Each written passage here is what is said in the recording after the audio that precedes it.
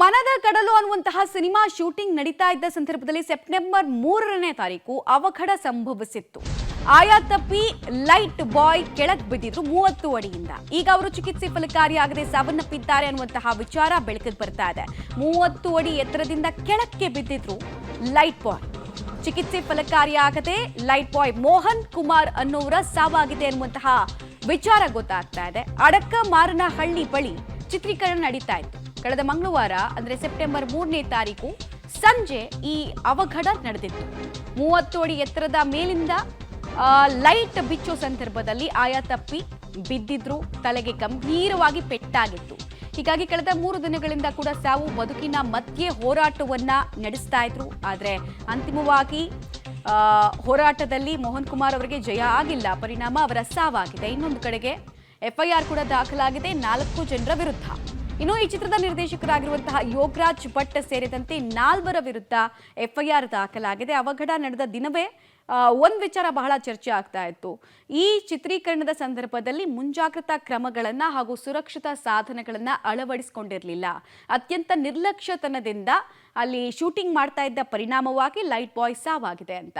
ಆಮೇಲೆ ಕನ್ನಡ ಚಿತ್ರರಂಗದಲ್ಲಿ ಈ ರೀತಿ ನಿರ್ಲಕ್ಷ್ಯತನದಿಂದ ಹಾಗೂ ಮುಂಜಾಗ್ರತಾ ಸುರಕ್ಷತಾ ಸಾಧನಗಳನ್ನ ಅಳವಡಿಸಿಕೊಳ್ಳದೆ ಅನೇಕರ ಸಾವಾಗಿರೋದು ಕೂಡ ನಮ್ಮ ಕಣ್ಮುಂದೆ ಇದೆ. ಆದರೂ ಈ ಸರಣಿ ಮುಂದುವರಿತಾ ಇದೆ ಅನ್ನೋದು ಮಾತ್ರ ದುರಂತ. ಡೀಟೇಲ್ಸ್ ಕೊಡ್ತಾರೆ ರಾಘು. Very unfortunate incident. ಸದ್ಯಕ್ಕೆ 4 ವಿರುದ್ಧ FIR ದಾಖಲಾಗಿದೆಯಲ್ಲ, ಏನೆಲ್ಲ ಸೆಕ್ಷನ್ಸ್ ಇದೆ? ನಾನ್ ಬೇಲೆಬಲ್ ಅಫೆನ್ಸ್ ಅಂತ ಏನಾದರೂ ಸೆಕ್ಷನ್ಗಳನ್ನ ಇನ್ಕ್ಲೂಡ್ ಮಾಡ್ಕೊಂಡಿದ್ದಾರಾ? ಮತ್ತು ಮೋಹನ್ ಕುಮಾರ್ಗೆ ಸಂಬಂಧಪಟ್ಟಂತೆ ಚಿತ್ರತಂಡ ಏನಂತ ಸ್ಪಷ್ಟನೆ ಕೊಡ್ತಾ ಇದೆ?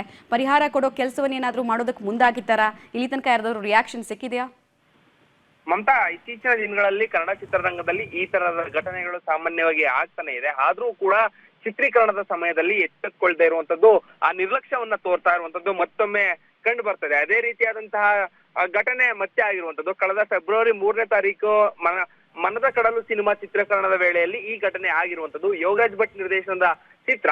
ಇಲ್ಲಿ ಸರಿಯಾಗಿ ಮುಂಜಾಗ್ರತಾ ಕ್ರಮಗಳನ್ನ ಕೈಗೊಳ್ಳದೇ ಇರುವಂತದ್ದು ನಿರ್ಲಕ್ಷ್ಯತನದಿಂದಲೇ ಆಗಿರುವಂತದ್ದು ಅನ್ನೋದನ್ನ ಈಗಾಗಲೇ FIR ಅಲ್ಲಿ ಕೂಡ ಉಲ್ಲೇಖವನ್ನ ಮಾಡಿ ಯೋಗರಾಜ್ ಭಟ್ ಸೇರಿದಂತೆ ಆ ಮ್ಯಾನೇಜರ್ ಏನಿದ್ದಾರೆ ಅವ್ರನ್ನ ಸೇರಿ 4 ಜನರ ಮೇಲೆ ಈಗಾಗಲೇ FIR ಅನ್ನ ಮಾಡುವಂತ ಕೆಲಸಗಳಾಗಿದೆ. ಬಟ್ ಆದ್ರೆ ಇಲ್ಲಿ ತನಕ ಚಿತ್ರ